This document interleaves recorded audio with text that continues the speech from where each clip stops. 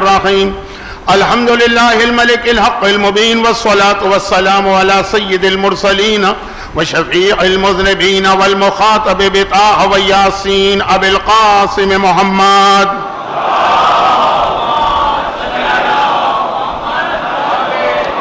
وآله الطيبين الطاهرين الذين أذهب الله عنهم الرجس وطهرهم تطهيرا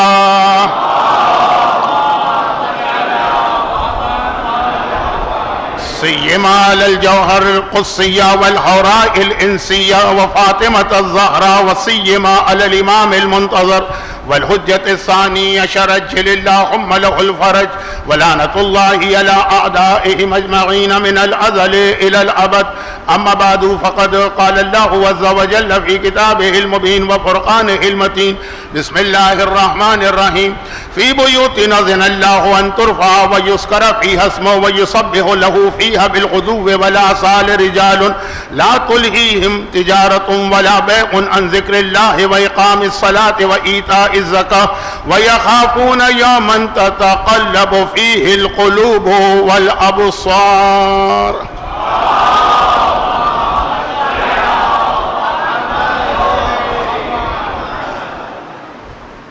فاطمیہ 1446 ہجری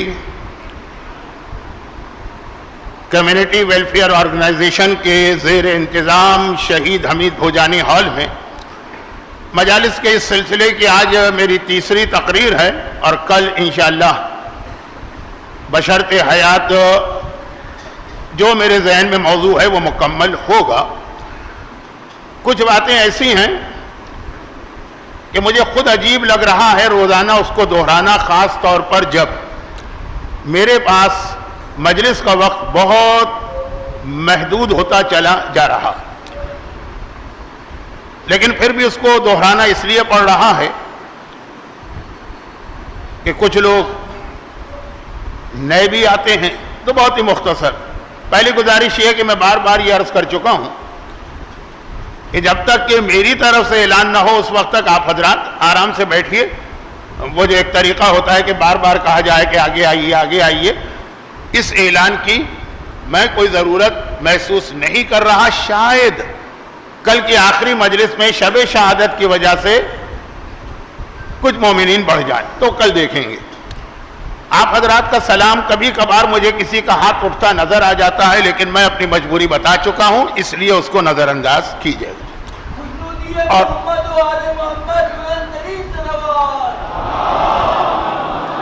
اور تمہید کے حوالے سے آخری بات یہ ہے کہ جب مجلس عزا کا آغاز ہو جائے، یہ اب میرا پہلی دو تمہیدی باتوں کی طرح سے یہ میرا اپنا ذاتی ایک نظریہ کہیے، عقیدہ کہیے، مزاج کہیے کہ مجلس شروع ہو جائے اور مجلس شروع ہونے کا مطلب یہ ہے کہ شہزادی کونین اور معصومین تشریف لے آئیں. تو اس کے بعد پھر میں پسند نہیں کرتا کہ کوئی بھی ایسی چیز ہو جس سے مجلس ڈسٹرب ہو. مجلس شروع ہونے سے مطلب کیا ہے کہ جس وقت پہلا سلام، پہلا مرثیہ وہاں سے. اب چونکہ ہمارے یہاں بہت سے لوگ علماء کے احترام میں کھڑے ہو جاتے ہیں، میں تو عالم بھی نہیں ہوں، لیکن بہرحال بوڑھا ضرور، میں اس احترام کو پسند نہیں کرتا. یہ میری ایک آپ سے گزارش ہوگی کہ بیٹھے رہیے تو بیٹھے رہیے. اب اس سے پہلے کہ میں دو دن کی جو گفتگو ہے اور اس میں بہت ساری باتیں میں نے آدھی چھوڑ دی، ان کو مکمل کرتے ہوئے اپنے اصل موضوع پر آؤں.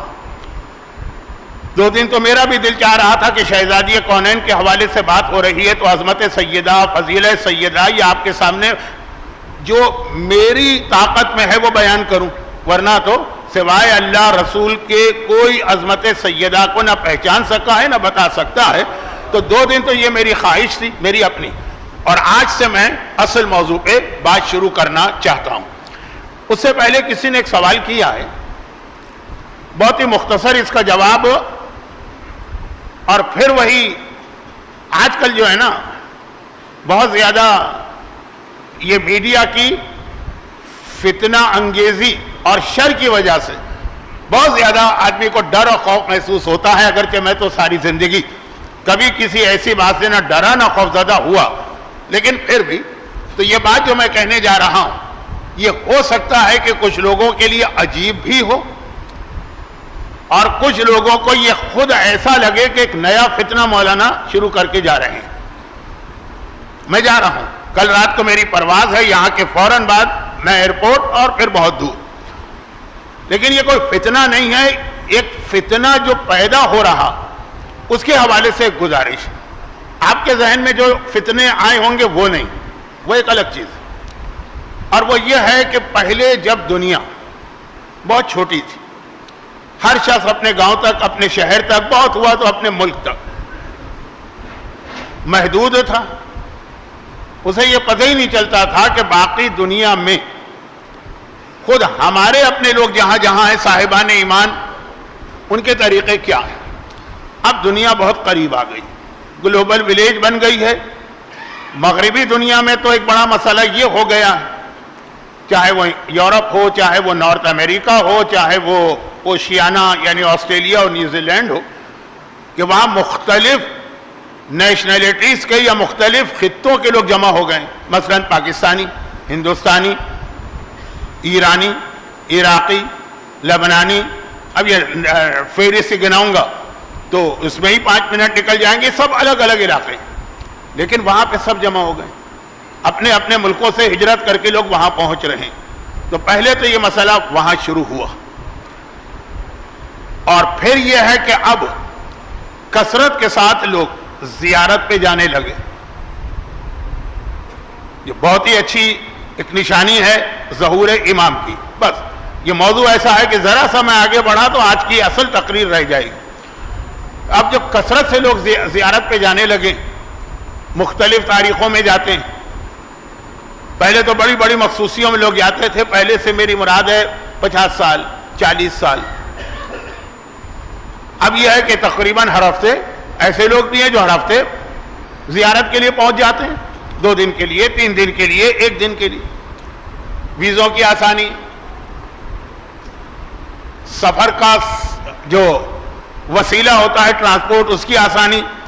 تو اس سے ایک نئی چیز جو ہمارے ہاں پیدا ہوئی مغربی دنیا میں, اور وہ یہ کہ ہر علاقے کے لوگ معصومین کی ولادت و شہادت کے حوالے سے اپنے علاقے میں جو تاریخ رائج تھی وہ لے کر آئے. اور وہ تاریخیں اس طرح سے رائج تھی کہ ان علاقے والوں کے وہن و گمان میں بھی نہیں, یعنی ان کے فرشتوں کو بھی خبر نہیں کہ اس حوالے سے کوئی دوسری تاریخ بھی ہے. پہلے ضرورت بھی نہیں. ہم اپنے شہر میں ہیں, وہاں یہ تاریخ ہے, اسی تاریخ پہ ہم ولادت کا جشن مناتے ہیں, اسی تاریخ پہ ہم شہادت کی مجلس کرتے ہیں. لیکن اب جب مغربی دنیا میں مختلف علاقوں کے لوگ جمع ہوئے, اور جب آپ کربلا جانے لگے, اب وہاں معلوم ہوا عراق میں تاریخیں کچھ چل رہی ہیں, آپ کی کچھ تاریخیں. پہلے آپ جاتے تھے خالی عاشورے پر, خالی چہلم پر, خالی مثلا 15 شعبان پر, تو تاریخیں تو ایک تھیں. لیکن اب جو ہر مہینے لوگ جا رہے ہیں, معلوم ہوا کہ وہاں تو کسی اور تاریخ کو ولادت ہو رہی ہے, وہاں تو کسی اور تاریخ کو شہادت. اب یہ ایک فتنہ بنایا جا رہا ہے. فتنہ کن معنوں میں بنایا جا رہا ہے؟ آج کل کے جتنے فتنے ہیں نا, ان سب کا اختتام کس چیز پر ہوتا ہے؟ آغاز کی بات نہیں کر رہا کہ فتنے شروع کہاں سے ہوتے ہیں, اس موضوع پہ بہت سے علماء بات کر رہے ہیں. ختم کہاں پہ ہوتے ہیں یہ سارے فتنے؟ یہ سارے فتنے ختم ہوتے ہیں مرجعیت اور مراجع کو ختم کرنے.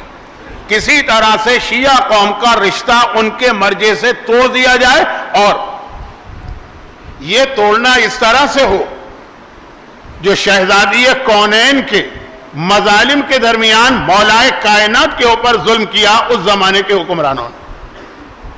دیکھیں رشتہ توڑنا, ایک تو یہ ہوتا ہے نا کہ بس آپ کہیں کہ وہ مراجع سارے شہید کر دیے جائیں, جیسے صدام نے کتنے مراجع شہید کی. اور ایک یہ ہے کہ نفرت پیدا کی جائے. یہ روایت آپ نے سنی ہے, روایت کہیں کہ تاریخ کا واقعہ, کہ حالت یہ ہو گئی تھی کہ اور شہروں کو چھوڑیں, شہر مدینہ, وہاں پہ لوگ مولا کو سلام کرنے کو تیار نہیں ہوتے تھے.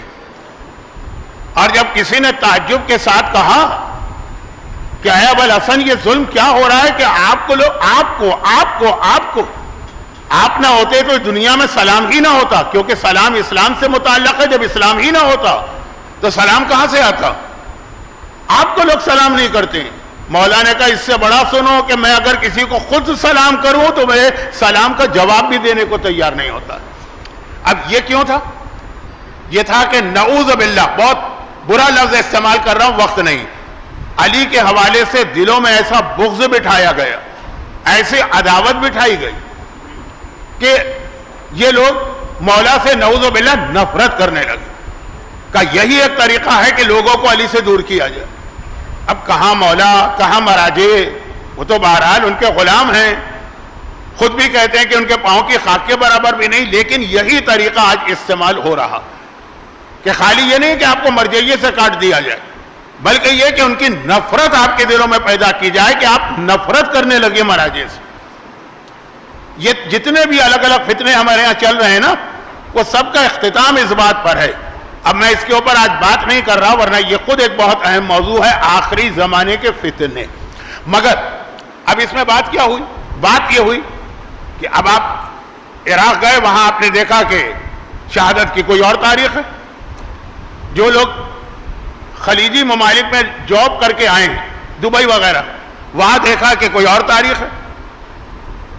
اب آپ آج کے زمانے میں ہر چیز آپ کے اپنے شہر میں آپ کو پتہ چل جاتی ہے.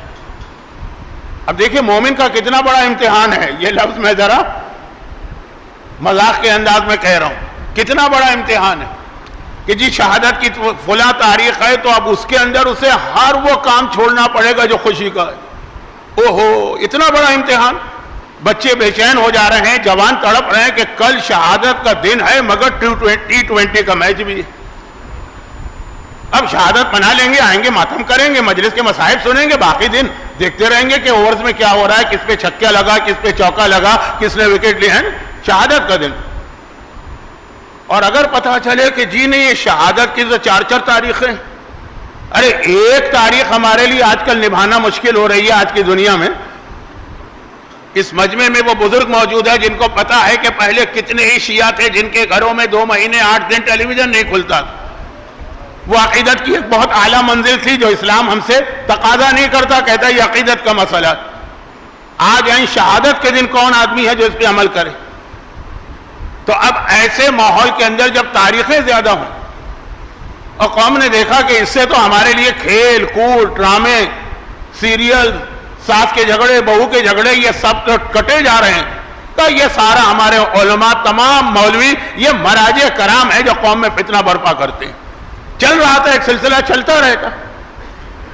اب میں اس کی ایک ہی مثال دوں، دیکھیں میں نے بہت وقت لے لیا، لیکن چونکہ شہزادی کونین کی شہادت تو وہ اہم موقع کہ جس کے حوالے سے ہمارے بچے کو بھی پتا ہے کہ کئی تاریخیں، تو میں نے کہا اس موقع سے ایک فائدہ اٹھاؤں اور یہ ایک اصول آپ کو بتا دوں کہ اب میں اس کی ایک واضح مثال دوں. ہندوستان اور پاکستان یہ 2 ملک ہیں. چلے اس کے ساتھ آپ کسی حد تک بنگلہ دیش اور نیپال کو ملا لیں، شیعت تو ہے نا. ہمارے یہاں امام حسن کی شہادت 28 صفر ہے، اور اتنی یقینی تاریخ یہ مانی جاتی ہے کہ جیسے یہ قرآن میں کوئی آیت آئی، کیونکہ ہم جب سے ہوش سنبھالا بچپنے سے، بلکہ ماں کے شکم سے یہ سنتے آئیں. اور ہم کیا ہیں، ہم سے پہلے ہمارے والدین، ان کے والدین، اور پوری عرب دنیا کے اندر امام حسن کی شہادت 7 صفر. جب ہم حیران ہو کے کہتے ہیں کہ یہ امام حسن کی نئی تاریخ کہاں سے نکال کے لے آئے، یہ تمام مراجع ہیں جو قوم میں افتراق برپا کرنا چاہ رہے ہیں. تو وہ عرب کے لوگ حیران ہو کے ہم سے کہتے ہیں یہ کون سی قوم ہے جو 28 صفر کی تاریخ منا رہی ہے، تمام تاریخوں میں تو کچھ اور لکھا. وہ ہم پر حیرت کرتے ہیں کہ 28 صفر آپ کہاں سے لے کے آئے. اور اب آپ سے پوچھا جائے گا آپ کہاں سے لے کے آئے، تو آپ کہیں گے ہم نے یہی دیکھا اپنے یہاں. کوئی کتاب آپ کے پاس حوالہ نہیں ہوگا. میں نے کہا نا کہ میں کوئی فتنہ نہیں کھڑا کرنا چاہ رہا، ایک اصول دینا چاہ رہا ہوں. اور ہم جب ان کو وہ ہم کو دیکھتے ہیں تو پوچھتے ہیں، ہم ان کو دیکھتے ہیں تو پوچھتے ہیں. اچھا اب جو لوگ دبئی میں رہ چکے ہیں، جو لوگ شارجہ میں رہ چکے ہیں، ان سے پوچھیں. وہاں پورا کا پورا عرب خطہ 7 صفر کو اس طرح امام حسن کی شہادت کو مناتا ہے نا کہ جیسے اس میں کوئی اختلاف ہی نہیں. اور یہ مسئلے پہلے نہیں تھے. ہم اپنے علاقے میں تھے، اپنی تاریخ منائیں، وہ اپنے علاقے میں تھے، وہ اپنی تاریخ منائیں. لیکن اب جب قریب آ گئے، یورپ میں، امریکہ میں عراقی بھی ہیں، پاکستانی بھی ہیں، اب معلوم ہوا کہ وہ 7 سفر کو یہ منا رہے ہیں، ہمارے یہاں نہیں، ہم 28 سفر کو منا رہے ہیں۔ وہ حیران ہو کے پوچھتے ہیں کون سی تاریخ؟ لیکن اب کربلا آپ جاتے ہیں، کربلا میں 7 سفر، اب زیارت کی وجہ سے آپ کو پتہ چل رہا وہاں تاریخ اور۔ پھر جو کربلا سے آتے ہیں تو کچھ لوگ جو وہاں کے ماحول سے بہت متاثر ہیں وہ کہتے ہیں ہم یہاں بھی 7 سفر منائیں گے، آپ کہتے ہیں فتنہ۔ نہ اس کا مراجع سے تعلق ہے نہ مرجعیت سے تعلق ہے، یہ ہسٹری کا ایک مسئلہ۔ مگر چونکہ امام حسن کی شہادت پنجتن میں شامل ہے نا، امام حسن ایک بڑی شہادت۔ پہلے تو خواجہ حضرات 5 شہادتوں میں اپنے کاروبار، جاب، سب چیزوں سے چھٹی لیتے تھے، اب کا مجھے نہیں پتا، لیکن اندازہ یہ ہے کہ جب T20 میچ نہیں چھوڑا جا رہا شہزادی کونین کی شہادت کے دن، جس میں آپ کو کیا ملے گا؟ تو کاروبار اور تجارت کیسے چھوڑی جائے، اس میں تو آپ کو روپے، پیسے، ڈالر، پاؤنڈ ملیں گے۔ ایک اندازہ لگا رہا ہوں، مجھے نہیں معلوم۔ تو خلاصہ یہ ہے کہ اتنی اہم تاریخ، اب سنیے فارمولہ، اور اس پر بہت لمبی بحث ہو سکتی ہے لیکن میں بحث کرنا نہیں چاہتا، میں صرف اس لیے یہ بات بتا رہا ہوں کہ آپ حضرات کربلا جاتے رہیں گے، آپ حضرات ایران جاتے رہیں گے، ظہور امام تک تو یقیناً جاتے رہیں گے، اس کے بعد بھی جاتے رہیں گے۔ تو ایک چیز آپ کو معلوم، 13 معصومین، زمانے کے امام کو چھوڑ دیجئے، 13 معصومین، ولادت، شہادت، کتنی تاریخیں ہو گئی؟ 26۔ اس میں سے صرف 3 تاریخیں ایسی جس میں کوئی اختلاف نہیں، یہ آج کی بات نہیں ہو رہی ہے، آج کے مجتہدین مراجع کا اس سے تعلق ہی نہیں، یہ بات ہو رہی ہے جب سے پہلی شیعہ کتاب لکھی گئی، محمد ابن یعقوب کلینی اصول کافی، اس وقت سے آج تک۔ اب آج تو نئی کتاب نہیں لکھی جاتی نا، پرانی کتاب ہی کی چیزوں کو نقل کیا جاتا، تو شروع زمانے سے 26 میں سے صرف 3 تاریخیں ایسی ہیں جن میں کوئی اختلاف نہیں۔ اب میں اس لفظ کو ذرا زیادہ واضح کروں گا تو آپ اور کنفیوز ہو جائیں گے، میں کنفیوز نہیں کرنا چاہتا ہوں لیکن بتانا چاہتا ہوں کہ نہ اس کا علماء سے تعلق نہ مراجع سے، یا ہسٹری میں اس طرح۔ کون سی 3 تاریخیں؟ ایک شہزادی کی ولادت، 20 جمادی الثانی، اس میں کوئی اختلاف نہیں ہے، شیعت کی بات کر رہا ہوں، اتفاقی بات۔ دوسری، چھٹے امام کی ولادت، 17 ربیع الاول، اس کے اندر کسی قسم کا کوئی اختلاف نہیں۔ اور تیسری، آقا حسین کی شہادت، عاشورہ۔ شہادت کی 13 معصوم ہے نا، تو 13 شہادت کی تاریخیں، ان میں سے صرف عاشورہ وہ ہے جس میں کوئی اختلاف نہیں، باقی 12 کے 12 معصومین کی وفات یا شہادت، وفات رسول خدا کی وجہ سے کہہ رہا ہوں، گرچہ وہ بھی شہادت ہے لیکن اس کے لیے لفظ وفات ہی زیادہ مناسب ہے۔ تو باقی 13 شہادتوں میں سے ایک کربلا کو چھوڑ کر 12 شہادتوں میں ایک سے زیادہ روایت ہے۔ علماء آپ کو بتانا نہیں چاہتے، کیوں آپ کو کنفیوز کریں؟ لیکن جب یہ ہوتا ہے کہ مختلف علاقوں کے لوگ جمع ہوں، چاہے وہ کینیڈا میں جمع ہو، چاہے وہ کربلا میں جمع ہو، اور مختلف چینلز، یوٹیوب چینل ہیں اور دوسرے چینل ہیں، ان کے اوپر ہر علاقے کا آدمی اپنے حساب سے شہادت منا رہا ہو، تو آدمی کو ہم روکنا بھی چاہیں تو انفارمیشن مل جاتی۔ اور ولادت بھی 13 ولادتیں، صرف 2 ولادتیں ایسی، ایک شہزادی کی ولادت، ایک چھٹے امام کی، جس میں کوئی اختلافی روایت نہیں۔ جو بات میں کہہ رہا ہوں صرف شیعہ کتابوں کی بات کر رہا ہوں، باقی کو تو چھوڑی۔ اور میں نے ایک نام لے لیا کہ یہ اختلاف کہاں سے ہوا، جہاں پہلی کتاب اصول کافی، محمد ابن یعقوب کلینی لکھتے ہیں کہ رسول خدا کی ولادت 12 ربیع الاول کو، وہ اکیلے ہیں اور کسی نے نہیں لکھا، لیکن وہ اکیلا نام ہی اتنا بڑا نام ہے، تو یہ بس یہ والے اختلافات کو فتنہ نہ بنائی، اور اس میں آپ کو وہی اصول پہ عمل کرنا جو زمانے کے امام نے آغا شہاب الدین مرشی نجفی کو ایک ملاقات میں بتایا۔ ایسے کئی واقعات ہیں امام زمانہ کے، لیکن میرا موضوع امام زمانہ اس حوالے سے نہیں، ہاں جس حوالے سے ہے وہ بات شروع ہونے والی۔ ہو سکتا ہے کہ آج میں 5 منٹ آپ کے زیادہ لے لوں تو آپ سے معذرت، لیکن بہت مختصر یہ بات۔ آغا شہاب الدین مرشی ہمارے زمانے کے مرجع، آپ میں سے بہت سے تو اس وقت پیدا نہیں ہوئے ہوں گے، 1991 میں انتقال ہوا، یعنی تقریباً 30-35 سال پہلے۔ مولائی مرجع کہلاتے ہیں، حد سے زیادہ عزادار تھے، ان کی وصیت بھی آپ کو یاد ہوگی کہ جب مجھے دفن کرنا تو میرے کفن میں میرا رومال ضرور رکھنا، جو میں مجلس میں آنسو پوچھنے کے لیے استعمال کرتا تھا، کہ میری بخشش کا ذریعہ تو یہی رومال بنے گا جس کے اندر میرے وہ آنسو ہیں جو حسین کے غم میں جاری ہوئے ہیں۔ مرجع وقت کی وصیت ہے، مرجع بہت بڑے مراجع میں، مولائی عجیب شخصیت، ان کے کئی واقعات ہیں امام سے ملاقات کے، اور یہ ہمارے زمانے کے مرجع۔ اس میں سے ایک واقعہ یہ ہے کہ جب یہ امام سے ملاقات کرتے ہیں تو ایک یہ سوال کرتے ہیں کہ مولا شہزادی کونین کی قبر کہاں؟ یہ جو تاریخ کا مسئلہ یہ تو ہر ایک کو پتہ کہ اس کا ریزن یہ ہے کہ مولا نے ایک سے زیادہ قبریں بنائی، امام زمانہ نے اس کا جواب نہیں دیا، کہا کہ جب امام آئیں گے تو تمہیں پتہ چل جائے گا، ابھی جہاں جہاں قبر کا نشان ہے وہاں جاؤ کرو ماتم۔ یہ الفاظ میرے ہیں۔ اور پھر اسی میں انہوں نے کہا کہ اگر اتنا ہی دل چاہتا ہے تو چلو میری پھوپھی اور ان کی بیٹی معصومہ قم کی قبر پہ جاؤ۔ اب ایک سوال یہ ہوتا ہے تاریخ کیا؟ یہ سوال چھٹے امام سے بھی ہوا تھا۔ امام نے فرمایا چھوڑو کون سی تاریخ، اگر 2 تاریخیں دونوں دن غم کرو، کیا 2 دن کا غم کرنے میں تمہیں کوئی نقصان ہوگا؟ اجر و ثواب ہی تو بڑھتا چلا جائے گا۔ تو بجائے اس کے کہ ان مسئلوں کو دیکھیں، میں بہت شارٹ کر کے بات کر رہا ہوں، ورنہ جب میں واقعہ شروع کرتا ہوں آدھا گھنٹہ لگ جاتا ہے، لیکن ٹائم نہیں۔ تو اب اس کو ایک فتنہ نہ بنائیے، ہاں بہت ساری اور چیزیں ان کو فتنہ بنائیے، اس کے اوپر بحث کیجئے، مگر یہ وہ چیز ہے کہ ہمارے علماء جان بوجھ کے اس پہ خاموش تھے کہ قوم کو کنفیوز کرنے سے کیا فائدہ، لیکن جب ایک کنفیوژن علماء کی طرف سے نہیں خود بخود چل کے ہمارے علاقوں میں آ رہا، تو پھر اپنے ذہن میں یہ رکھیے گا کہ شہادت کی تاریخیں ایک سے زیادہ کیوں آئی ہیں، وہ بھی آپ کو معلوم ہے کہ دشمنان اہل بیت نے کس طرح سے جھوٹی تاریخیں بھی بنائی ہیں، جھوٹی کتابیں بھی لکھوائی، بس موضوع بدل جائے گا۔ ہاں یہ سارے مسئلے اگر آپ کو حل کرنا تو اس کا ایک آسان طریقہ ہے، کئی طریقے ہیں، میں آسان طریقہ کیوں نہ بتاؤں۔ اگر یہ مسئلے آپ کو حل کرنا تو اس کا آسان طریقہ یہ ہے کہ زمانے کے امام کو ظاہر کروا لیجئے، وہ آ جائیں گے تو سارے مسئلے حل ہو جائیں گے، ہمیں ہر امام کی ولادت کی تاریخ بھی معلوم ہو جائے گی، شہادت کی تاریخ بھی معلوم ہو جائے گی، ہر امام کی زیارت بھی نصیب ہو جائے گی۔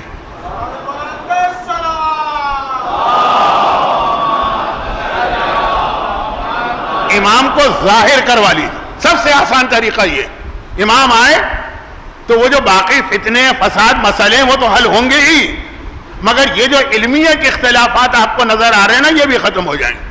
اب آپ کہیں گے مولانا یہ تو سب سے مشکل مسئلہ ہے جس کو آپ نے آسان بتایا، کیا ہمارے اختیار میں ہے امام کو ظاہر کروانا؟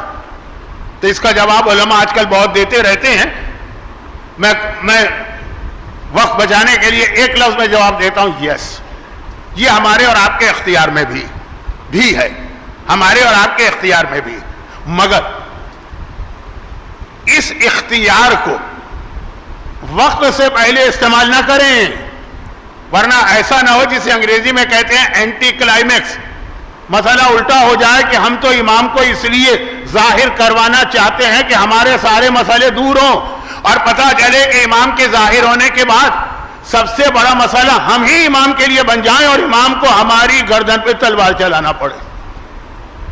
اب یہ روایت بہت پڑھی جاتی ہے، اس لیے میں تفصیل میں نہیں جا رہا۔ کون سی روایت؟ کہ پہلے لوگ علماء کے گلے کا بوسہ لیتے تھے یہ کہہ کر کہ یہ وہ جگہ ہے جہاں میرے مولا کی تلوار چلنے والی ہے۔ اب پتہ چلا کہ نہیں، علماء کی گردن پہ تلوار نہیں چلے گی، عام مومنین کی گردن پہ تلوار چلے گی، اور ایک نہیں، دو نہیں، 2/3 2/3 اکثریت کسی قوم کو مل جائے تو وہ تو قانون آئین بدلے جاتے ہیں۔ 2/3 اکثریت، یہ میرا موضوع امام زمانہ نہیں ہے، لیکن شہزادی اور امام زمانہ وہ ملانا تھا نا۔ تو اب ہر مسئلے کا حل ہے امام زمانہ کا ظہور، مگر امام کا ظہور ہی کہیں ہمارے لیے سب سے بڑا مسئلہ نہ بن جائے، پتہ چلے دنیا کے سارے مسئلے حل ہو گئے امام کی وجہ سے، اور ہم جو اس لیے امام کو بلا رہے تھے کہ ہمارے مسئلے حل ہوں، ہم ہی امام کے لیے سب سے بڑا مسئلہ بن جائیں۔ یہ بھی حدیث کا جملہ، مولا جب امام ظاہر ہوں گے، آپ کا بیٹا ظاہر ہوگا تو سب سے بڑا ان کو امتحان مقابلہ کس سے ہوگا؟ غیروں کا نام نہیں لیا، کہا اپنوں سے۔ اپنوں سے کون اپنے؟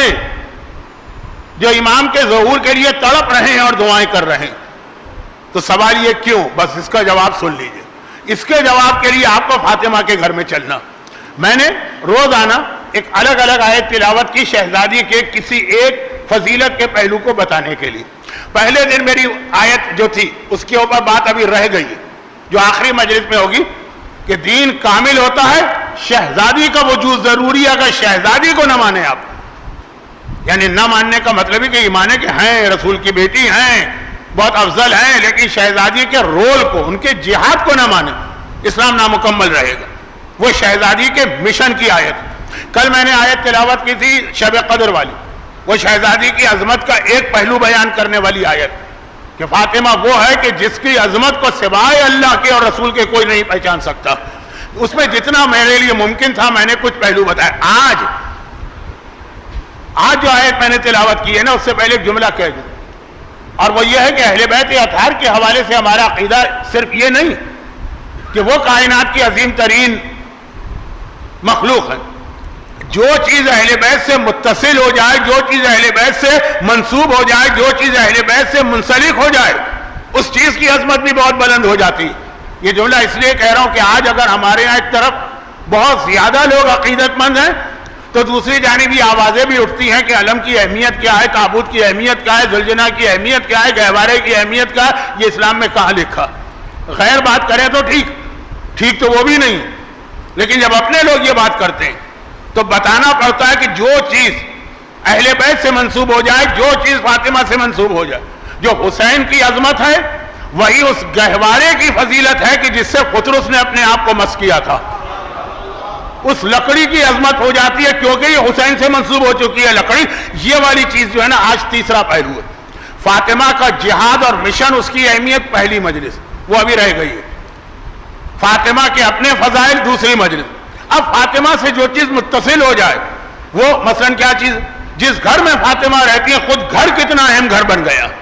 گھر، سورہ نور کی آیت میں نے تلاوت کی، فی بیوت. اب یہاں سے میرا اپنا وہ انداز شروع ہوگا جو کراچی چھوڑنے سے پہلے کا میرا انداز تھا. سورہ نور کی آیت، پہلے تو اللہ نے کہا اللہ نور السماوات والارض، اللہ زمین و آسمان کا نور ہے. پھر تھوڑی اس کی تشریح کی، مثلا نور ہی کا مشکات. پھر کہا کل مصباح المصباح المصباح فی الزجاجہ. آیت ہی کو پڑھنے جاؤں گا تو مجلس کا وقت ختم ہو جائے گا، تو وہ تو میرا موضوع نہیں. اللہ زمین و آسمان کا نور ہے، ایک چراغ کی مانے. اب قرآن نے کہا یہ نور خدا ہے کہاں؟ فی بیوت، ایسے گھروں میں، اذن اللہ، گھروں میں. اب اگر اتنی بات کہہ کہ اللہ خاموش ہو جاتا تو ہر آدمی اپنے گھر کو سامنے رکھتا ہے، یہ وہ گھر. قرآن نے اس گھر کی 4 خاصیتیں بتائیں.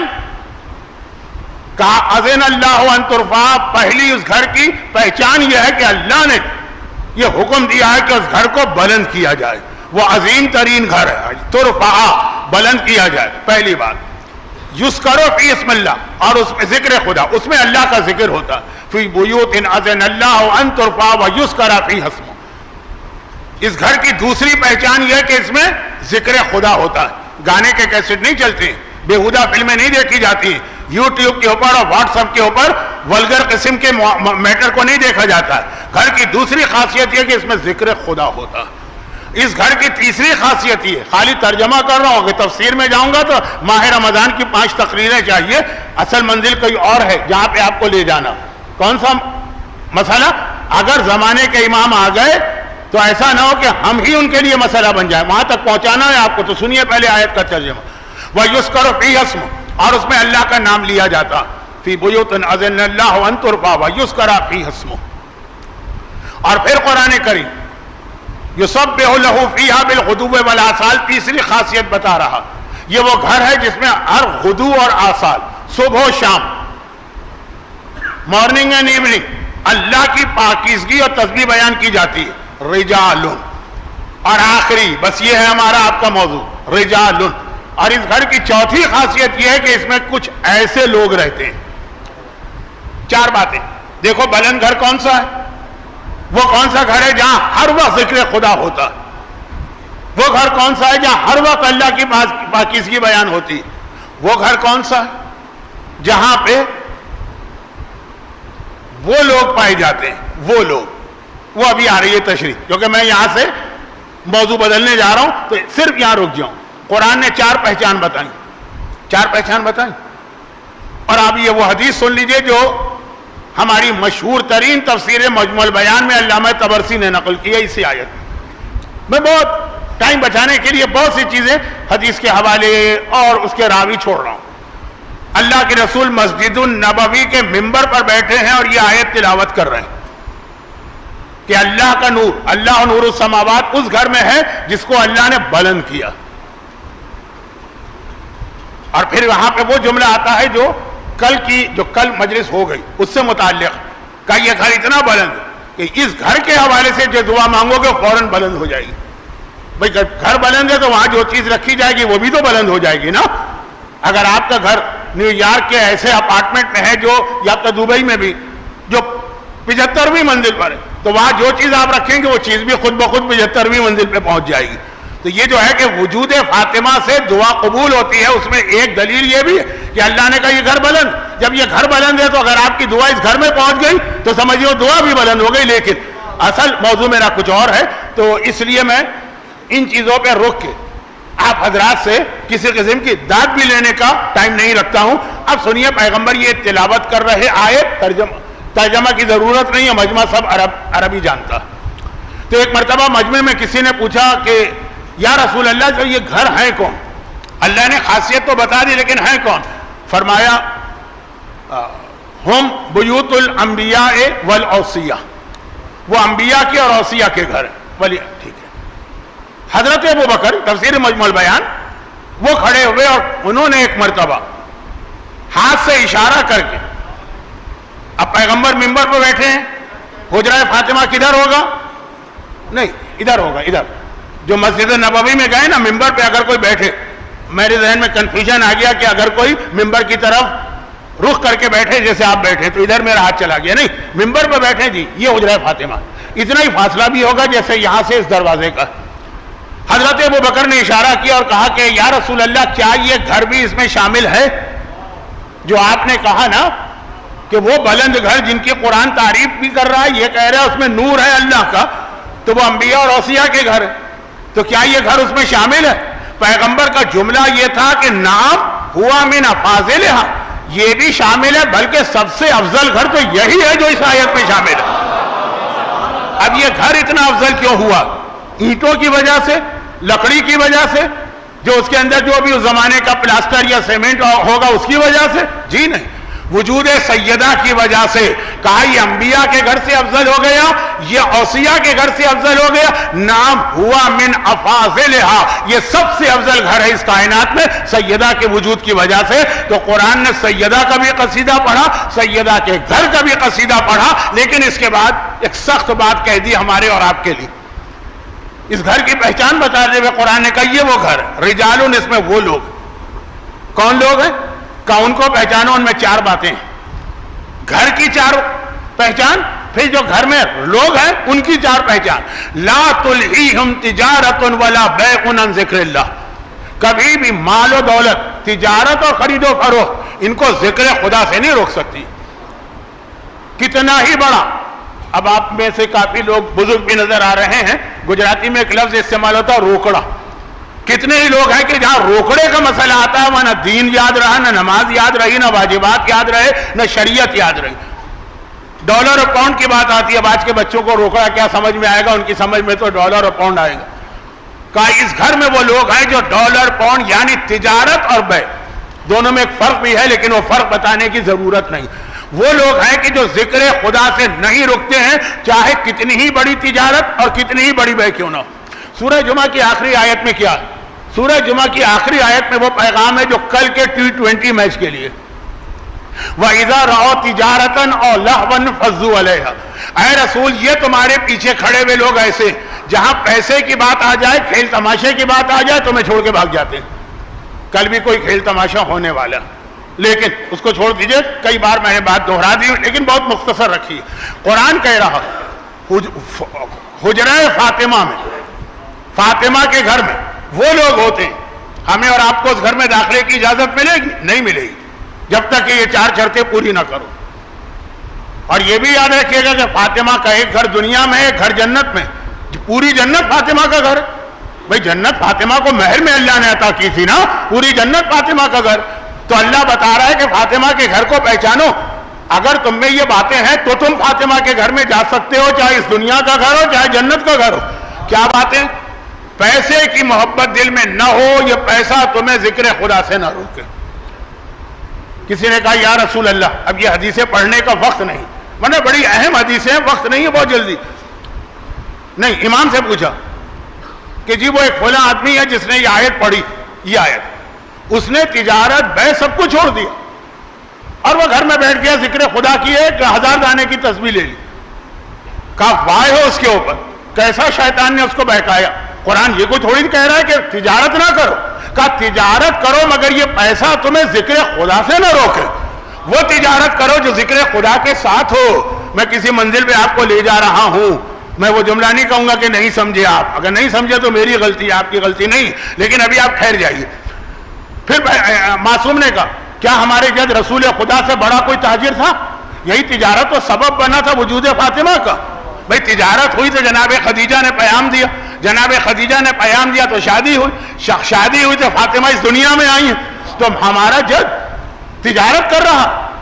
اگر تجارت بنا ہوتی، قرآن کہیں نہیں کہہ رہا۔ دیکھیں یہ ہیں الٹی کھوپڑی کے لوگ جو اپنی عقل سے قرآن سمجھنا چاہتے ہیں، نتیجے میں قرآن سمجھنے کے بجائے قرآن کے خلاف ہو جاتے ہیں۔ جلدی جلدی فاطمہ کے گھر میں کون جائے گا؟ آپ کو جانا تو سن لیے، اصول قرآن ہے، آیت ہے، کہا کہ ذکر خدا یہ ان کو ختم نہیں کرتا، روکتا نہیں ہے، تجارت ان کو نہیں روکتی، تجارت میں نے پیسہ، اسی لیے تجارت کے ساتھ لفظ بے بھی ہے۔ اور وہ اقام الصلاۃ، اور یہ روپے پیسے کی محبت ان کو نمازوں سے نہیں روکتی، وہ ایتاء الزکوٰۃ، یہ روپے پیسے کی محبت ان کو زکوٰۃ سے نہیں روکتی۔ دیکھیں کتنے ہی لوگ ہیں جو بڑے پابند نماز تھے، خمس کے نام پہ ان کی جان نکلتی، اور اب اگر کسی طرح سے خمس دیتے بھی ہیں نا تو ان کا طریقہ کار سمجھ لیجئے، کوشش کرتے ہیں جتنا خمس مرضی کو دیں اس سے زیادہ واپس مرضی سے کھینچ لیں۔ کسی کو پرمیشن چاہیے، کسی کو اجازت چاہیے، کسی نے کہ اپنے پروجیکٹ چل رہے ہیں، اس میں اچھے لوگ بھی، لیکن کتنے ہی لوگوں کی نیت صرف اس لیے ہے کہ اتنا خمس نکل رہا ہے، خمس دیے بغیر خمس دینے والوں میں نام لکھوا لو۔ بہت اہم موضوع ہے لیکن ٹائم میرے ہاتھ سے نکل رہا۔ قرآن نے کہا وجود فاطمہ نہیں، فاطمہ کے گھر میں وہ لوگ ہیں، چاہے وہ دنیا کا گھر ہو چاہے جنت کا گھر ہو، جو ایتاء الزکوٰۃ، دولت کی محبت ان کو زکوٰۃ ادا کرنے سے نہیں روکتی۔ بھائی کیوں نہیں دیتا یہ آدمی زکوٰۃ؟ کیوں نہیں دیتا یہ آدمی خمس؟ کیوں نہیں دیتا یہ آدمی فطرہ؟ فطرہ تو خیر آج کل ہر ایک دے دیتا، مگر کیوں نہیں یہ آدمی رد مظالم کرتا؟ کیوں نہیں یہ آدمی مال مجہول المالک کا جو حق ہے وہ ادا کرتا؟ لوگ کہتے ہیں مولانا حق تو بعد میں ادا کریں، ہم کو تو یہی پتہ نہیں مجہول المالک کون ہے۔ اس گھر میں رہنے والے اپنے مالی واجبات دولت کی محبت میں نہیں روکیں گے۔ اور اب آ جائیے آج سے 50 سال پہلے کا وہ صادق حسن جو ڈراکولا آف اسلام کہلاتا تھا اور ابھی بھی کہلاتا ہوگا، جو قبر والا باپو کہلاتا تھا اور آج بھی کہلاتا ہوگا، اور قرآن کہتا ہے اس گھر میں جو لوگ رہتے ہیں، کون سے گھر میں؟ فاطمہ کے، یخافون یومن، یہ ڈرتے ہیں اس دن سے، تتقلب فیہ الابصار قلوب والابصار، وہ دن جس دن انسان کا دل اور آنکھیں پھر کے رہ جائیں گی، اتنا یہ خوفزدہ ہوتے ہیں اس دن کے تصور سے۔ یہ فاطمہ کا گھر ہے، فاطمہ کے گھر میں رہنے والے کون ہیں؟ خود شہزادی، کون ہے مولا، کون ہے حسن، کون ہے حسین، ان کی حالت یہ ہے، قرآن بتا رہا ہے، یہ قرآن رپورٹ کر رہا، کوئی ضعیف حدیث نہیں ہے، کوئی تاریخ نہیں ہے کہ یہ لوگ قیامت سے اتنا ڈرتے ہیں، یخافون، خوف۔ لوگ کہتے ہیں مولانا ہمارے مولویوں کا عجیب طریقہ ہے، جو ہے آ کے اللہ سے ڈراتا، اللہ ڈرا رہا ہے، کوئی مولوی نہیں ڈرا رہا، اور کہا کہ یہ لوگ اللہ سے ڈرتے ہیں یومن، اس دن کو یاد کر کے جو دن اتنا خوفناک ہوگا کہ آنکھیں پھٹ کے رہ جائیں گی، دل بدل کے رہ جائیں گے۔ اور خالی یہ نہیں، اب یہ بات آ گئی ہے تو ایک آخری بات کہہ کے پھر اصل موضوع پہ آؤں۔ دعا کریں کہ اصل موضوع پہ آتے آتے تقریر کا وقت ختم نہ ہو جائے، کم از کم شروع ہو جائے اصل موضوع۔ ہمارے یہاں وجود سیدہ کے حوالے سے، فضیلت سیدہ کے حوالے سے اہم ترین جو آیتیں پڑھی جاتی ہیں، ورنہ تو آیتوں سے بھرا پڑا ہے قرآن، لیکن اہم ترین ہے سورہ دہر، حل عطا۔ ہر مومن کو پتا کہ سورہ حل عطا یا سورہ دہر، جب وہ وَيُطْعِمُونَ الطَّعَامَ عَلَىٰ حُبِّهِ مِسْكِينًا وَيَتِيمًا وَأَسِيرًا، 3 دن فاطمہ نے عطا کیا مسکین کو، یتیم کو، اسیر کو۔ یہ تو بہت مشہور سورہ بھی ہے، مشہور آیت بھی ہے، مشہور واقعہ بھی۔ البتہ 3 دن سے آپ کو ربط تو ملا ہوگا. یہ ہے ہماری تمام عبادتوں کا ایک جواب. مولانا ہم حجاب کیوں کریں اس گرمی میں؟ ہم شراب یا نشے، اب شراب تو نہ صحیح لیکن آج کل کتنے نشے رائج ہو گئے. سنا ہے کوئی آئس وائس کا نشہ بھی ہوتا ہے. خیر ہم تو خالی سنی سنائی بات کریں گے، ہم نے تو دیکھا بھی نہیں ہے، کیوں چھوڑ؟ گانے میں ہم کو بہت مزہ آتا ہے، کیوں ترک کریں؟ نماز نہیں پڑھی جاتی، آخر کیوں اٹھ جائیں ہم صبح کے وقت؟ اب سینکڑوں سوال ہی بتانے لگوں تو وقت ختم ہو جائے گا. اس کا ایک جواب یہ آیت ہے وَيُطْعِمُونَ الطَّعَامَ عَلَىٰ حُبِّهِ مِسْكِينًا وَيَتِيمًا وَأَسِيرًا. 3 دن فاطمہ کے گھر سے روٹیاں گئیں. کس کو گئیں وہ تفصیل ضرورت نہیں ہے اس مجمع میں، کون نہیں جانتا. یہ فاطمہ کی طرف سے کیا تھا؟ یہ فاطمہ کی طرف سے ایک لفظ اچھا نہیں ہے، بدلہ تھا اس احسان کا یا شکریہ تھا کہ جب علی کی ماں خانہ کعبہ میں مہمان بنی تھی تو 3 دن اللہ نے جنت سے دسترخوان نازل کیا تھا. 3 دن اللہ کی طرف سے علی کے لیے دسترخوان آیا، اب بدلے میں علی کے گھر سے 3 دن یتیم و مسکین و اسیر کو کھانا جا رہا. ہر عبادت کا جواب یہ ہے کہ اس احسان کا بدلہ ہے جو اللہ نے تم پہ کیا. اس کی تشریح میں جاؤ تو ایک مجلس چاہیے. تو خیر یہ تو ضمنی بات آ گئی، مگر اس آیت سے پہلے والی آیت، اس کے بعد والی آیت وہ کیا؟ سورہ حل اتی اہل بیت کا قصیدہ ہے. کبھی پڑھا بھی ہے کہ وہ قصیدے میں لکھا کیا ہے؟ یہ کہہ دینا کہ وہ اہل بیت کا قصیدہ ہے، قرآن نے ایک سورہ نازل کیا، یہ کافی نہیں ہے. لکھا کیا ہے؟ یہ لکھا وَيُوفُونَ بِالنَّذْرِ وَيَخَافُونَ يَوْمًا كَانَ شَرُّهُ مُسْتَطِيرًا.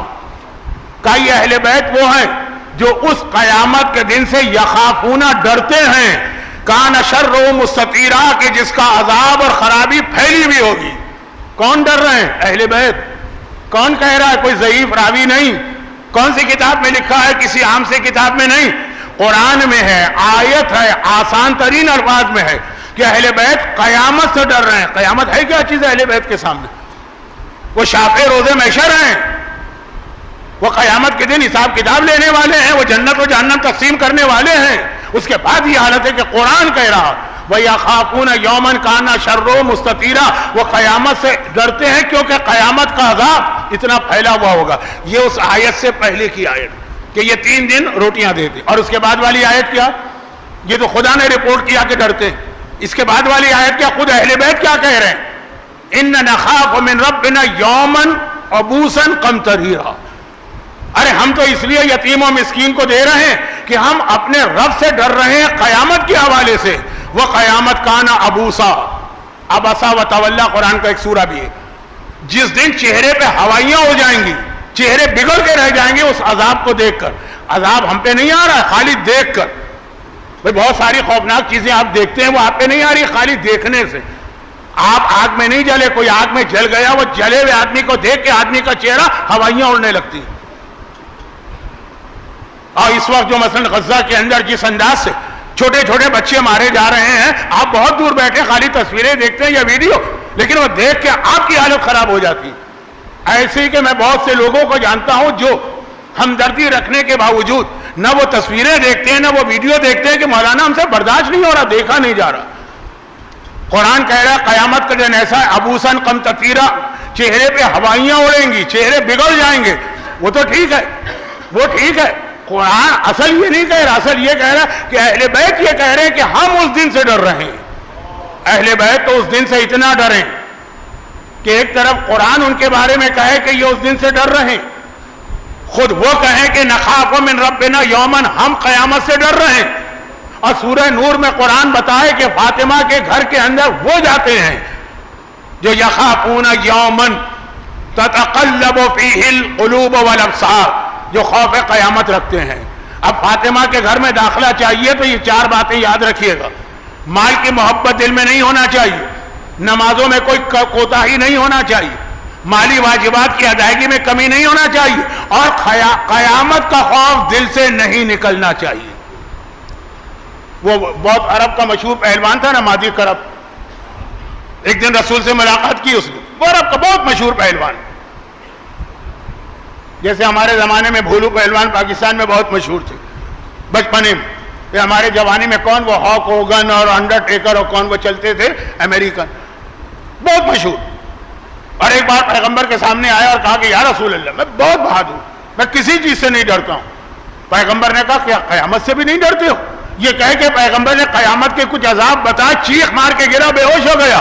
ہوش میں آتے کلمہ پڑھ کے اسلام میں داخل ہو گیا. قیامت قرآن کہہ رہا کہ اہل بیت, قیامت کا خوف, قیامت اہل بیت کے لیے نہیں ہے. اہل بیت کی محبت میں قیامت کا دار و مدار ہے, لیکن پھر بھی اہل بیت کی یہ کیفیت و حالت ہے. اب یہ جو بات میں نے کہی نا, قیامت پہ اتنا زور کیوں دیا؟ اس لیے نہیں زور دیا ہے کہ میرا نام ہے ملا قیامت, وہ تو ہے, وہ تو 50 سال سے ہے, وہ اس لیے زور دیا ہے. اب سنیے, زمانے کا امام جب آئے گا, ربط دیکھیے گا, میں ملانے کی کوشش کر رہا ہوں, تو جو اس کے لیے مسئلہ بنیں گے صاحبان ایمان, وہ تو ہوں گے 66%, 2/3. پتہ نہیں یہ 2/3 سب مل کر اسلام میں کون سی ترمیم لے کر آئیں گے اور کیا نمبر ہوگا یہ مجھے نہیں پتا, لیکن اتنی بڑی تعداد. اور جو امام کے لیے حامی اور مددگار بنیں گے وہ 1/3 ہوں گے. یہ 2/3 تو ایک طرف, یہ امام کے لیے پرابلم ہے. میں ان ظالموں کا خاتمہ کروں جو سفیانی کی شکل میں بیٹھے ہوئے ہیں, یا اپنے ان چاہنے والوں کو سزا دوں جو میرے پاؤں پکڑ کے مجھے روک رہے ہیں. یہ سب جملے تشریح چاہتے ہیں, وقت نہیں ہے, اب تو مصائب کا وقت آ گیا, لیکن یہ جملہ آج کا سن جائیے, ہو سکتا ہے کل آپ نہ آ سکیں. آج کی مجلس کے بعد کل کون آئے گا؟ نہیں, میں ضرور آؤں گا انشاءاللہ, اگر زندہ رہا زندگی. اب خلاصہ یہ ہے کہ ادھر 1/3 جو ہیں وہ امام کے ساتھی ہوں گے, مگر وہ 1/3 بھی فوراً نہیں ہوں گے, فوراً 313 ہوں گے نا. اب وہ 313 کی خاصیت کیا, ان کی کوالٹی کیا؟ قرآن نے بتایا فاطمہ کے گھر میں جانا ہے, چاہے دنیا کا گھر ہو چاہے جنت کا گھر ہو. کربلا بھی فاطمہ کا ایک گھر ہے, نجف بھی فاطمہ کا ایک گھر ہے. قرآن نے بتا دیا وہاں جانے کی 4 شرطیں ہیں, پیدا کرو گے تو تمہیں وہ گھر کی انٹری ملے گی. مگر جب زمانے کے امام آئیں گے تو امام کی فوج میں اگر کوئی شامل ہونا چاہے تو روایتوں میں اس کی 25 خصوصیتیں بتائی گئی. 25. اب یہ 25 جو ہے وہ میں نے کل پہلی مجلس میں کہا تھا کہ پورا عشرہ میں پڑھتا ہوں تب جا کے 25 پوری ہوتی ہیں, بلکہ ایک بار رمضان میں 25 تقریریں کرنا پڑی تھی تاکہ 25 باتوں کا ذرا اطمینان سے بیان ہو جائے. آج تو میرے پاس 25 منٹ بھی نہیں بچے آج کی تقریر میں. بہت مختصر ایک جملہ سن لیجئے, کل اس کے اوپر پوری تقریر ہوگی. 25 باتیں ہوں گی, لیکن یہ 25 باتیں, اچھا یہ والی حدیث ہمارے ایک بہت ہی مشہور مرجع گزرے ہیں آیت اللہ گلپائگانی, ہم لوگ بھی ان کی تقلید میں رہے تھے. میرے ایج گروپ کے, ہمارے ہی زمانے کے, آغا مراشی کے 2 سال بعد انتقال ہوا ہے, ہمارے زمانے کے. ان کے داماد تھے آیت اللہ لطف اللہ صافی گلپائگانی, صافی, حال ہی میں انتقال ہوا. انہوں نے امام زمانہ پہ کتاب لکھی ہے, غالباً اس کا اردو میں ترجمہ جمال نور کے نام سے ہوا ہے, بہت موٹی کتاب. اس میں یہ پوری حدیث موجود ہے, پوری حدیث موجود ہے. مرجع لیول کے ہیں صافی گلپائگانی, میں ذرا بدتمیزی سے نام لے رہا ہوں ٹائم کی وجہ سے. مرجع لیول کے ہیں, مرجع. تو جب میں کہتا ہوں مرجع لیول کا ہے وہ سمجھ لیجئے کہ میں کوئی آج کل جو بعض مارکیٹنگ کر کے کسی کو مرجع بنا رہے ہیں, میں اس کی بات نہیں کر رہا. واقعاً جن کی مرجعیت شرعاً ثابت ہے ان میں سے ہے, وہ یہ حدیث لکھتے ہیں. 25. اب 25 کا وقت کہاں ہے, مختصر سنیے, بہت ہی مختصر. جیسے کسی نے حضرت یوسف کے واقعے کے بارے میں قرآن میں 100 سے زیادہ آیتیں, پورا سورہ, مجھے اس کا خلاصہ بتا دو. تو کیا خلاصہ بتائے؟ پدر بود پسر داش گم کرد بازیاب. وہ خلاصہ یہ کہ ایک باپ تھا, ایک بیٹا تھا, کھو گیا, مل گیا. تو یہ ہے کہ بعض اوقات بہت لمبے واقعے کو اتنا مختصر بھی کیا جاتا. خیر یہ تو کچھ زیادہ ہی مختصر کر دیا کہ باپ تھا, بیٹا تھا, کھو گیا, مل گیا. لیکن جو بات میں کہہ رہا ہوں 25 کو چھوڑیے, چھوڑے نہیں, 25 کو ہم جمع کریں مختصر تو 3 باتیں بنیں گی. یہ 3 باتوں میں 25 باتیں آ جاتی ہیں. امام زمانہ کے فوج کے وہ لوگ جو امام کے لیے مسئلہ نہیں بنیں گے, ان کی وجہ, ان کی مدد سے امام مسئلے حل کریں گے. 3 باتیں. نمبر 1, ان کے دل میں مال کی محبت نہیں ہوگی. نمبر 2, ان کے پاس تکبر اور غرور اور گھمنڈ نہیں ہوگا. نمبر 3, ان کے پاس بے شرمی, بے حیائی اور فحاشی نہیں ہوگی. پوری 25 چیزیں دیکھ جائیے. اگر آپ کو میری پرانی تقریریں مل جائیں انٹرنیٹ پہ تو وہاں مل جائیں گی. کتاب میں دیکھنا چاہیں, میں نے اس کتاب کا حوالہ دیا, کئی کتابوں میں, لیکن مرجع کی کتاب کی تو بات ہی کچھ اور.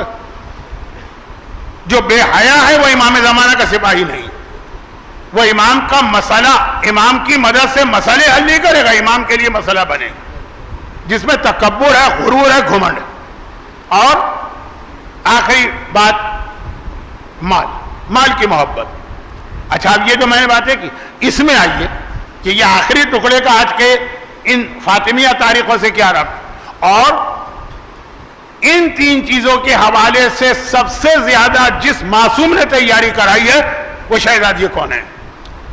ہر امام جہاد کرتا رہا، لیکن امام زمانہ کا سپاہی بننے کے قابل ہم ہو جائیں، اس کی سب سے زیادہ تیاری شہزادی نے کرائی۔ بھئی آپ حیا اور شرم کا نام زبان پہ لاتے ہیں، ذہن میں فاطمہ سب سے پہلے آتا ہے۔ دولت کی محبت کا نام آپ ذہن میں لاتے ہیں، سب سے پہلے فاطمہ کا چکیاں پیس پیس کے فاقے کر کے زندگی گزارنا آتا۔ یہ تو میں بہت مختصر کہہ رہا ہوں تاکہ جو لوگ کل نہیں آئیں گے وہ بھی ایک آج کا میسج لے کے جائیں۔ اور تکبر و گھمنڈ، اس کو جس طرح فاطمہ نے خطبہ فدق کے ذریعے توڑا، کن کا تکبر توڑا وہ چھوڑیے، لیکن یہ کل باتیں ہوں گی تفصیل سے، آج بہت مختصر۔ یہ تین چیزیں اگر آپ میں ہیں، قرآن نے بتایا فاطمہ کے گھر میں جانے والوں میں 4 خاصیتیں، اور امام زمانہ کا سپاہی بننے میں 3 باتیں ہونا چاہیے، تینوں کی تیاری فاطمہ نے کرائی۔ کیسے؟ یہ کل۔ مگر آخری جملہ، آخری سے مطلب یہ کہ آخری نقطہ جس کے 2-3 جملے، مگر آج کی مجلس کا ایک اور پہلو واضح کر دوں، یہ بھی کل مکمل ہوگا۔ آج مکمل کیا، شروع بھی نہیں ہوگا، خالی ہیڈنگ لگے گی۔ کائنات کا افضل ترین گھر کون سا؟ گھر فاطمہ زہرا کا عجب شان کا گھر ہے، یہ قرآن کی آیت کا ترجمہ ہے نا۔ تو ہم ذرا یہ بھی دیکھ لیں، کیونکہ ہمارے دین میں خالی تولا نہیں ہے، تبرہ بھی۔ اب سب سے بہترین گھر تو فاطمہ کا گھر ہے، پیغمبر نے کہا نعم ہوا من افاضلہا، فاطمہ کا گھر تو سب سے افضل گھر ہے۔ تو سب سے بدترین گھر اس کائنات میں کون سا، وہ بھی ذرا دیکھ لیں۔ جدھر آپ جا رہے ہیں ادھر میں آپ کو نہیں لے جانا چاہتا، کیونکہ اس کے لیے بہت وقت چاہیے۔ صرف ایک جملہ، اللہ کے رسول فرماتے ہیں کہ اللہ کو اس دنیا میں سب سے زیادہ جس گھر سے، یہ لفظ اللہ کے لیے اچھا تو نہیں ہے، وہ ٹائم نہیں، نفرت ہے، ناپسند کرتا ہے اللہ جس گھر کو، ناراض رہتا ہے اللہ جس گھر سے۔ دیکھیے وہ فاطمہ کا گھر ہے، وہ تولا، جس سے راضی ہے، جس سے خوش ہے، جس میں اللہ نے نور رکھا ہے زمین و آسمان کا۔ فاطمہ سب سے بدترین گھر وہ ہے جس میں کوئی طلاق ہوتی ہے۔ کائنات کے بہترین گھر کو سن کے داد دینے والے، خوش ہو جانے والے، چہروں پہ مسکراہٹ آنے والے کائنات کے بدترین گھر کو بھی تو سن لیجئے۔ کہیں ایسا نہ ہو کہ وہ کہیں آپ کے آس پڑوس میں ہو، کہیں ایسا نہ ہو کہ وہ آپ ہی کی بلڈنگ میں ہو، کہیں ایسا نہ ہو کہ وہ کہیں آپ کے خاندان میں نہ ہو، کہیں ایسا نہ ہو کہ وہ آپ کا اپنا گھر نہ ہو۔ ہماری قوم میں اس وقت جس کثرت سے طلاقیں ہو رہی ہیں، مثلا دنیا بھر میں جتنے خوجہ جماعتیں ہیں ان کے پاس ایک ریکنسائلیشن کمیٹی ہوتی ہے شوہر بیوی کے اختلاف دور کرنے کی۔ جا کے دیکھیں کتنے طلاق کے کیس آج کل ہیں وہاں، صرف جانے کی فرصت نہیں۔ مجھے نہیں پتا کہ اس وقت سپریم کورٹ پاکستان میں کتنے کیسز پینڈنگ میں ہیں، سنا ہے کہ آئینی کیسز 60,000 ہیں، لیکن آپ جا کے مومنین کرام کے اداروں میں دیکھیں۔ کبھی موقع ملا تو میرے ساتھ چلیے گا، ہر عالم طلاق نہیں پڑھتا ہے نا، صحیح طلاق، غلط طلاق تو آپ پیسے دے کے کسی سے پڑھوا لیجئے، صحیح طلاق۔ ایک عالم ہے جو صرف ویڈنس ڈے کو طلاق پڑھتے ہیں، صحیح، باقی ان کے گھر کے باہر آپ جائیے گا ویڈنس ڈے کو، میرے ساتھ جو لائن لگی ہوتی ہے، لائن، طلاق طلاق طلاق، ہر ایک کو طلاق چاہیے۔ اچھا یہ ہماری فقہ کی برکت ہے کہ میں نے 3 بار طلاق کہا لیکن میری بیوی کو طلاق ہوئی نہیں ہے۔ ہو سکتا ہے کوئی اور مکتب فکر ہوتا تو اس کی بیوی تو بیچاری گھر میں بیٹھے بیٹھے اس وقت طلاق یافتہ ہو جاتی۔ تو یہ کیا مصیبت ہے؟ جس کو کائنات کا افضل ترین گھر ملا ہے وجود فاطمہ کے ذریعے، وہ اپنے گھر کو کائنات کا بدترین گھر بنا لے۔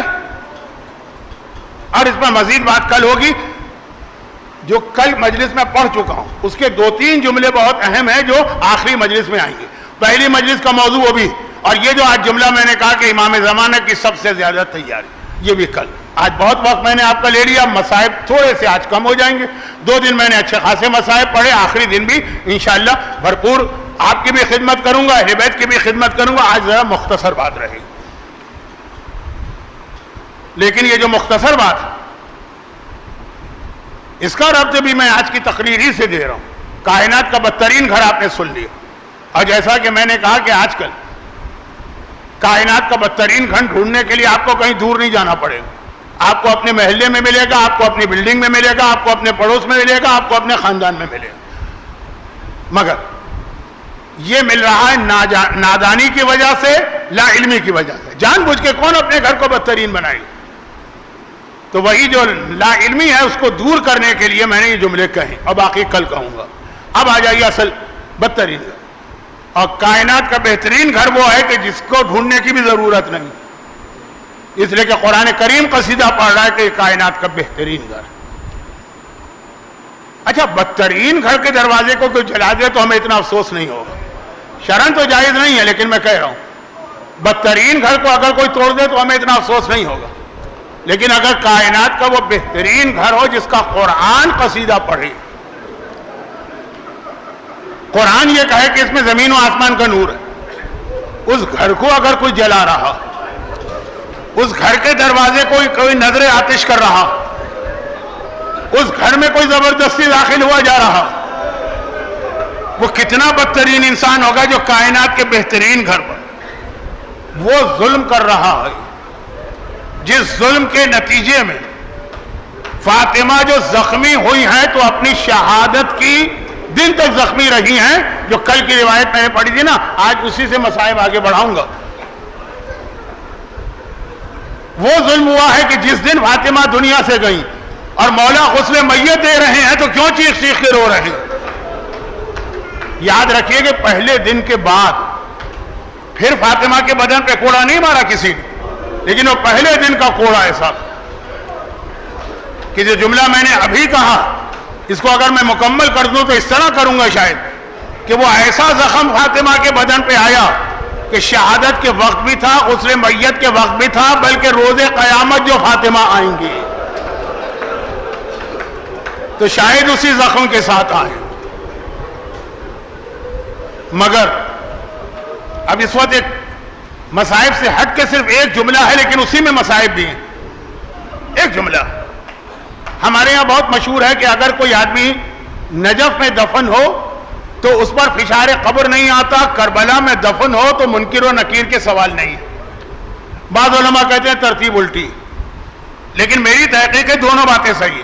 نجف میں دفن ہونے والے سے فشار قبر بھی نہیں ہے, سوال بھی نہیں, کچھ شرائط کے ساتھ. اور کربلا میں بھی, کربلا کے لیے ایک جملہ کہا جاتا ہے کہ کربلا میں جو ہے فشار قبر نہیں ہوگا, کیونکہ فشار قبر کے لیے زمین کو ہلانا پڑتا, اور پروردگار کہتا ہے یہاں اتنے زخمی دفن ہیں, اس کربلا کی زمین میں اتنے زخمی دفن ہیں کہ ان کو ذرا سے بھی حرکت نہیں دینا چاہیے. جو لوگ وہاں تک گئے ہیں جہاں اصلی قبریں بھی ہیں اور اصلی جسم بھی ہیں, ان کو کربلا کے شہداء کے زخم آج بھی نظر آتے ہیں. کہ زمین کربلا پہ کیسے فشار آئے, زمین ہلے گی تو یہ جو شہداء کربلا ہیں ان پہ کیا اذیت و تکلیف کا مارا گزرے گا, اس لیے فشار قبر نہیں ہے نا. لیکن اب اندازہ کریں شہزادی کونین کا, جن کے مصائب کے لیے جب دنیا سے گئی تو بدن پہ کوڑا تھا نا, لیکن یہاں پہ مصائب ختم نہیں ہوئے, یہ سلسلہ اور آگے چلا. اور وہ کیسے آگے چلا؟ بہت مشہور روایت علامہ مجلسی نے بھی لکھی ہے. مولا نے رات کی تاریکی میں شہزادی کو دفن کر دیا. اگلے دن صبح کو یہ خبر پھیلی کہ رسول کی بیٹی دنیا سے چلی گئی, کیونکہ ماتم کی آواز نہیں آ رہی ہے, رسول کی بیٹی دنیا سے چلی گئی. حکمران وقت نے سوچا کہ یہ تو بہت بے عزتی کی بات ہے, لوگ کہیں گے کہ تم رسول کے جانشین ہو, رسول کی ایک ہی بیٹی ہے وہ دنیا سے گئی, تم نے نماز جنازہ تک نہیں پڑھی ہے. جبکہ مدینے میں کوئی غلام بھی مر جائے تو ہم جنازے کی نماز پڑھتے ہیں رسول کی نیابت میں. فاطمہ کی نماز جنازہ پڑھنا, اور فاطمہ کی نماز جنازہ کیسے پڑھی جائے؟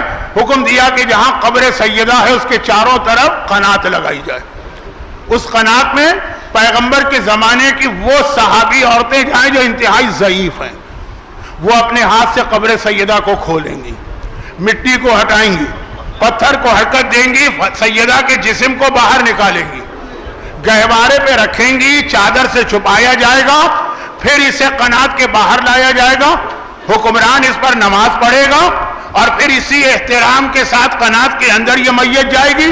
یہی بوڑھی خواتین جو رسول کا زمانہ دیکھے ہیں صحابیات، اپنے ہاتھوں پورے احترام سے دفن کریں گی، قبر بند کی جائے گی۔ اور پہلے سے لے کے آخری جملے تک حکمران بار بار کہہ رہا ہے پورے احترام، پورے عزت، پورے حجاب کے ساتھ یہ۔ لیکن جب یہ تیاریاں شروع ہو رہی ہیں، قنات وغیرہ لائی جا رہی ہے، حجرہ فاطمہ میں یہ خبر کسی نے مولا کو دے دی۔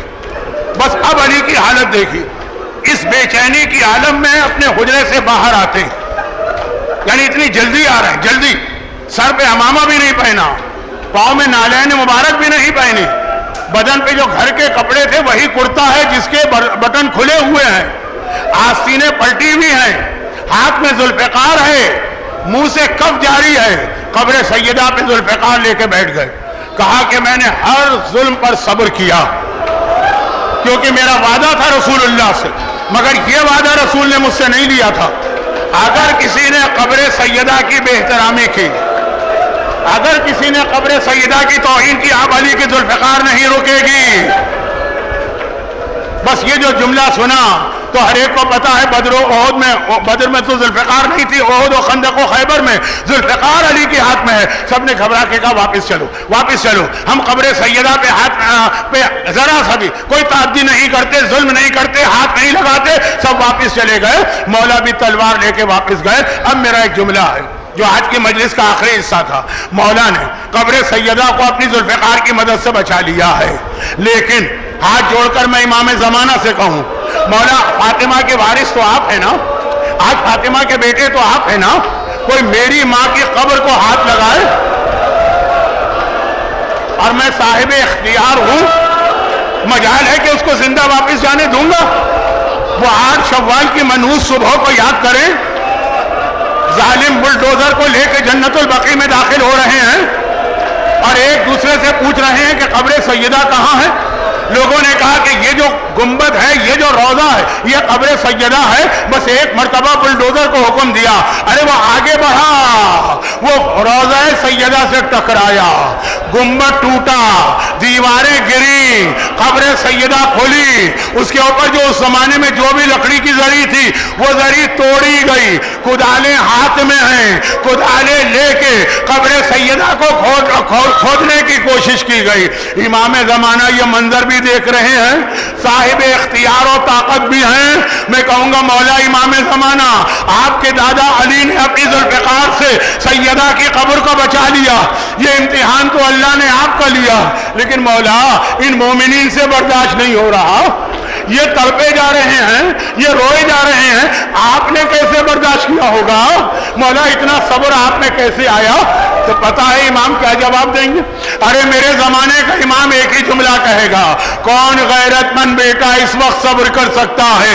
لیکن جب میں نے کربلا پہ نگاہ ڈالی اور اپنے دادا سجاد کو دیکھا جس کی آنکھوں کے سامنے اس کے بابا کے لاشے پر گھوڑے دوڑ رہے ہیں، لاشیں گھوڑوں تلے پامال، آقا سجاد نے صبر کیا تو میں نے بھی اپنی دادی کی قبر کے ظلم پہ صبر کیا۔ الا ولعنۃ اللہ علی اعدائہم اجمعین۔ پروردگارا یہ تو مصائب امام زمانہ بھی بن گئے، امام زمانہ کے مصائب کا واسطہ شہزادی کونین کی شہادت کے بعد بھی، ارے دفن کے بعد بھی فاطمہ کے مصائب ختم نہ ہوئے، مصائب زہرا کا واسطہ۔ آج کی مجلس میں گریہ کرنے والوں کو غم حسین اور غم اہل بیت کے سوا ہر پریشانی سے محفوظ